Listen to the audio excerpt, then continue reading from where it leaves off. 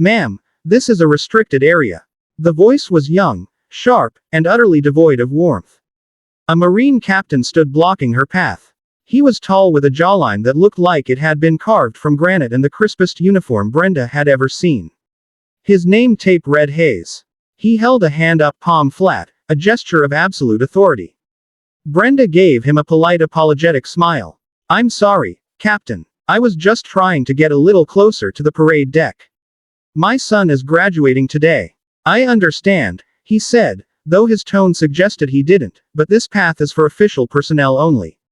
The family viewing area is back with the grandstands. He gestured vaguely with his chin, his eyes scanning her as if she were a potential security breach. He saw a woman in her 40s, long blonde hair tied back against the humidity, a simple top and jeans.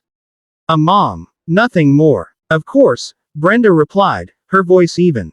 I'll head back. She turned to leave, but the captain took a step to the side, subtly blocking her again. Ma'am, I'm going to need to see your visitor's pass, he stated, his voice hardening slightly. Brenda's smile didn't waver, but a stillness settled over her. She'd felt this before, the quiet, patronizing dismissal, the assumption that she was just a civilian who didn't understand the rules. She reached into her purse, retrieved the folded paper pass, and handed it to him. Captain Hayes took it and examined it with unnecessary scrutiny, holding it up to the light as if checking for a watermark. He studied her photo, then looked back at her face, his gaze lingering for a moment too long. Brenda Lowe, he read aloud. And you're here for recruit Adam Lowe. He was one of deep skepticism. Look, ma'am, we have to be very careful. This is a secure military installation. You can appreciate that. I can, she agreed. Her calmness a stark contrast to his coiled tension. I was stationed here for a few months, a long time ago. I know the protocol. This seemed to irritate him further. The idea that this woman in her bright blue top had any connection to this sacred ground beyond being a mother was to him preposterous. He saw her as a security risk wrapped in a polite maternal package. Stationed here as what? A contractor? A spouse? Neither, Brenda said simply. His patience already thin-snapped. With all due respect, ma'am, your status doesn't matter. What matters is that you are in an area you are not authorized to be in. I've given you a lawful order to return to the viewing area. If you fail to comply, I will have you escorted by the Provost Marshal's office. The threat hung in the humid air between them. A few families walking nearby slowed their pace. Their curiosity piqued by the sight of a rigid officer confronting a calm, unassuming woman. Brenda could feel their eyes on her. The public nature of it was a familiar sting, a small humiliation she had endured in various forms for years. She just wanted to see her son graduate, to not cause a scene, to simply be a proud mother for one day. Captain, she said, her voice dropping to a low, reasonable tone. I heard your order. I am complying. There is no need for threats. It's not a threat. It's a statement of procedure, he countered, puffing his chest out slightly. He was a man who lived by the book, and the book said an unauthorized civilian in a restricted area was a problem to be solved with maximum prejudice. Frankly, your attitude is concerning. I'm going to need to see some government-issued photo identification. Your driver's license. Brenda sighed internally. A quiet breath of exasperation. This was theater now. A performance of authority for his own benefit. She reached into her purse again and produced her wallet, pulling out her state driver's license. He took it from her, his fingers brushing hers, and began a meticulous comparison. He looked at her face, the license, her face again. He noted her address, her date of birth. It was a power play, a way to make her feel small and out of place. He was treating her like a suspect, not a guest. Everything in order, Captain? Brenda asked, her voice still infuriatingly level. Why were you really down this path, Mrs. Lowe? He pressed, ignoring her question. The bathrooms are clearly marked in the other direction. This path leads directly to the student barracks in the regimental command post. It's the last place a family member should be wandering. I made a mistake. I apologize, she said. I'm not sure I believe that, Hayes said, his voice low. He was convinced he had uncovered some plot, however minor. Perhaps she was a disgruntled ex-spouse or a journalist trying to get an unauthorized story. His mind raced with possibilities, each one casting him as the vigilant guardian of his domain. He motioned to a young lance corporal walking by. Get over here, Marine. The young man, barely older than her son, snapped to attention. Sir, I want you to stand by.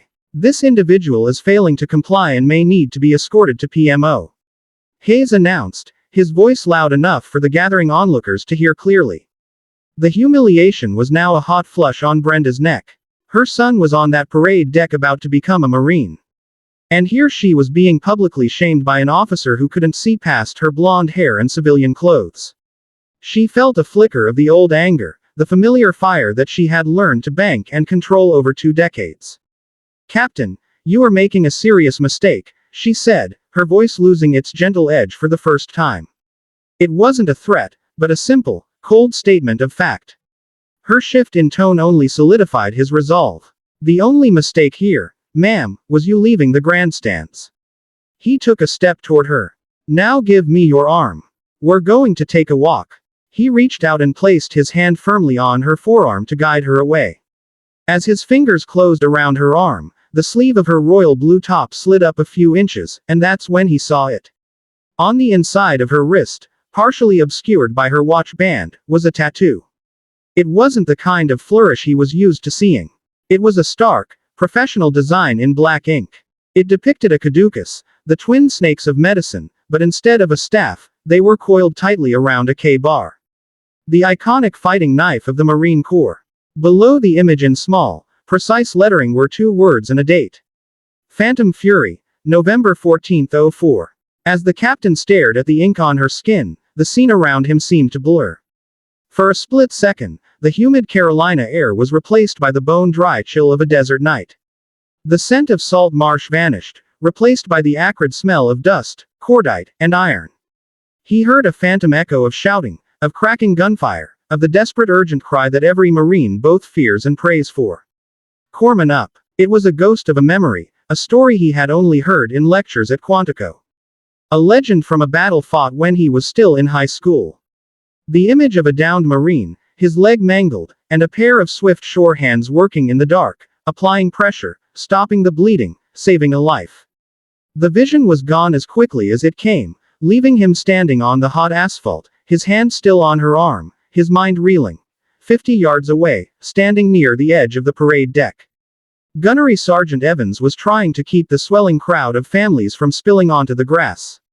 He was a career Marine, a man whose face was a road map of deployments and whose posture was as rigid as the flagpole. He'd seen everything Paris Island could throw at a man and everything the world could throw at a Marine. His job today was simple crowd control, but he was always observing, always orienting.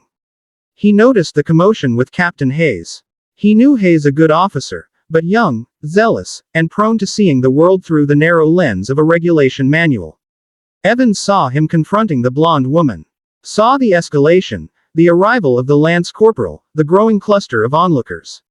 It was poor form. Whatever the reason, you don't dress down a civilian, a mother on graduation day. It was a bad look for the Corps. He was about to wander over and subtly de-escalate, maybe pull the captain aside for a quick question when he saw Hayes grab the woman's arm. He saw her sleeve ride up. Even from 50 yards away, his eyes trained to spot details from a kilometer out, caught the flash of black ink on her wrist. He squinted, his focus sharpening like a camera lens. He couldn't make out the details, but he saw the shape, the knife, the snakes. A jolt went through him, electric and profound. It couldn't be. He started walking, his pace measured but urgent. He closed the distance, his eyes locked on the tattoo. He got closer. Close enough to read the words. Phantom Fury. Gunnery Sergeant Evans stopped dead in his tracks.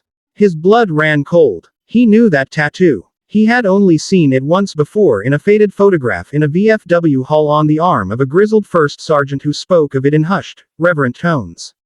It wasn't an official insignia. It was something more sacred. It was a blood pact, a mark of survival and immense gratitude given only to a handful of Navy corpsmen who had served with a specific Marine unit during the deadliest house-to-house fighting of the Iraq War. It was the mark of a legend. He looked from the tattoo to the woman's calm, steady face, and then to Captain Hayes's expression of arrogant certainty. Evans felt a surge of cold dread. Hayes wasn't just making a mistake. He was committing a sacrilege. Without a moment's hesitation, Evans turned on his heel, pulling his phone from his pocket. He didn't call the provost marshal. He didn't call the officer of the day. He bypassed the entire chain of command and dialed a number he had only used twice in his entire career. The personal cell of the depot sergeant major. The phone was answered on the second ring. Sergeant Major, this is Gunny Evans down at the parade deck. Sir, I apologize for the direct call, but we have a situation here that requires your immediate attention. No, sir, not a security threat. It's Captain Hayes. He's got a woman detained down here. A civilian guest. Evans paused, taking a steadying breath. Sergeant Major, it's Doc Lowe. There was a moment of stunned silence on the other end of the line. Evans could almost hear the gears turning in the old warrior's mind, connecting the name to the legend. Are you certain, Gunny? The sergeant major's voice was a low growl. I am looking at the K-bar caduceus on her wrist right now, Sergeant Major. It's her, Evans confirmed. And Captain Hayes is about to put her in cuffs. Keep him there. The sergeant major ordered, his voice now like flint. Do not let him move her. The colonel is on his way. The line went dead. Gunnery Sergeant Evans slid his phone back into his pocket, his face an unreadable mask, and started walking toward Captain Hayes, a storm on the horizon that only he could see. Inside the Paris Island Command building, Colonel Thompson was on the phone with the Sergeant Major, who was relaying Gunnery Sergeant Evans's frantic message. The colonel, a man whose default expression was one of stern patience, felt a jolt of disbelief. Doc Lowe, are you telling me Brenda Lowe is on my depot right now? He asked, his voice sharp. He motioned to his aide, a sharp young major. Get me the file for Hospital Corpsman Secondus Brenda MLO, Navy Archives. And do it yesterday. The major, recognizing the rare urgency in the colonel's voice, flew to her computer. Within seconds, she was pulling records from a secure server. A service photo appeared on the monitor. A much younger Brenda, her face framed by a navy cover, her eyes clear and fiercely determined. Then the citations began to load. A Navy and Marine Corps Achievement Medal, a Purple Heart, and then the big one, the Silver Star. The colonel and the sergeant major read the citation on the screen in stunned silence for conspicuous gallantry and intrepidity in action against the enemy while serving as a hospital corpsman for 3rd Platoon Kilo Company 3rd Battalion 1st Marines in connection with combat operations during Operation Phantom Fury in Fallujah, Iraq on the 14th of November 2004, when a rocket-propelled grenade struck the second floor of their building, collapsing a section of the roof and wounding 6 Marines. Petty Officer Lowe, with complete disregard for her own safety, charged through a hail of enemy machine gun fire into the unstable rubble. For 3 hours, she moved from casualty to casualty, shielding them with her own body while applying life-saving treatment. She single-handedly held direct pressure on a severed femoral artery for over an hour, refusing to be relieved until the wounded Marine could be evacuated, an action that directly saved his life. Her extraordinary courage, zealous initiative, and total dedication to duty reflected great credit upon herself and were in keeping with the highest traditions of the United States Naval Service. Beneath the official citation were after-action reports and personal testimonies, quotes from Marines, now sergeants major, and lieutenant colonels themselves, calling her the angel of the block. They spoke of her running into gunfire to retrieve medical kits, of her calm voice in the chaos, of her refusal to leave anyone behind. The sergeant major let out a low whistle. Holy hell, sir, it's really her. Colonel Thompson's face was hard as stone. She is a guest at my command about to watch her son graduate. And one of my captains has her detained on the side of the road. He looked at the sergeant major, his eyes blazing. Get the command vehicle now and tell Gunny Evans to hold the line back at the path. Captain Hayes had interpreted Brenda's cold statement as a challenge to his authority. He was completely oblivious to the tectonic plates of history shifting beneath his feet. He saw the tattoo, but it meant nothing to him. A bootleg wannabe piece of art, he thought. More proof that this woman was a problem. A mistake, ma'am. The only mistake was mine in thinking you would listen to reason, he said, his voice dripping with condescension. He gestured to the lance corporal. Go get a set of flex cuffs from the vehicle. To Brenda, he said, I am officially detaining you for trespassing on a federal installation and failure to obey a lawful order from a commissioned officer. You will be transported to the Provost Marshal's office where we will sort this out. Your son can hear about his mother's arrest after he graduates. It was the final arrogant overreach, the threat to her son, the public humiliation, the sheer blindness of it all was pushed past the point of no return. Brenda didn't flinch. She simply held his gaze, a profound and ancient disappointment in her eyes. You really have no idea what you're doing, do you, son? Just as the words left her mouth, a silent storm arrived. A black immaculate command vehicle with a Colonel's Eagle emblazoned on the bumper pulled up to the curb, its tires making no sound. It didn't use sirens or lights. Its presence alone commanded more attention than any alarm. The doors opened in unison. Out stepped Colonel Thompson, the base commander. Beside him was the depot sergeant major, a man whose stern glare could make a statue sweat. Flanking them was the female major from the colonel's office. They moved with a synchronized predatory grace. Their eyes fixed on the scene. They completely ignored Captain Hayes. Their focus locked on one person, Brendan Lowe. The growing crowd of onlookers fell silent. The air crackled with a sudden, inexplicable tension. Captain Hayes froze, his hand still on Brenda's arm, his mouth half open, his entire world tilted on its axis. Colonel Thompson walked directly to Brenda, stopping exactly 3 feet in front of her. He looked at Captain Hayes's hand on her arm, and his eyes narrowed with a look of such cold fury that Hayes snatched it back as if he'd been burned. Then the colonel did something that shattered the captain's reality. He snapped his heels together, his back ramrod straight, and rendered the sharpest, most formal salute Hayes had ever witnessed. It was a salute reserved for Medal of Honor recipients, for visiting generals, for legends. Doc Lowe. The colonel's voice boomed across the silent space, clear and resonant. It is an absolute honor to have you aboard Marine Corps Recruit Depot Paris Island. Ma'am. A wave of confused murmurs rippled through the crowd. Captain Hayes's face went white. He stared uncomprehending as the sergeant major and the major also rendered perfect respectful salutes. The colonel lowered his hand but remained at the position of attention. He turned his head slightly, ensuring his voice would carry to everyone present, especially Captain Hayes. For those of you who do not know, the colonel began, his voice ringing with pride and authority. This woman is a Navy Silver Star recipient. She is not just a guest. She is a hero to this institution. He looked directly at Brenda, a deep genuine respect in his eyes.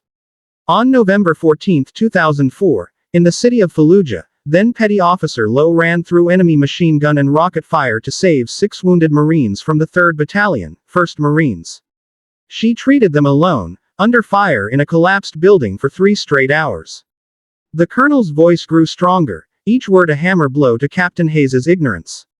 The Marines of Kilo Company don't call her Petty Officer Lowe. They call her the Angel of the Block. They credit her with saving the entire platoon. The K-bar and caduceus on her wrist, he said, gesturing toward her tattoo, is a mark of honor given to her by the Marines she saved.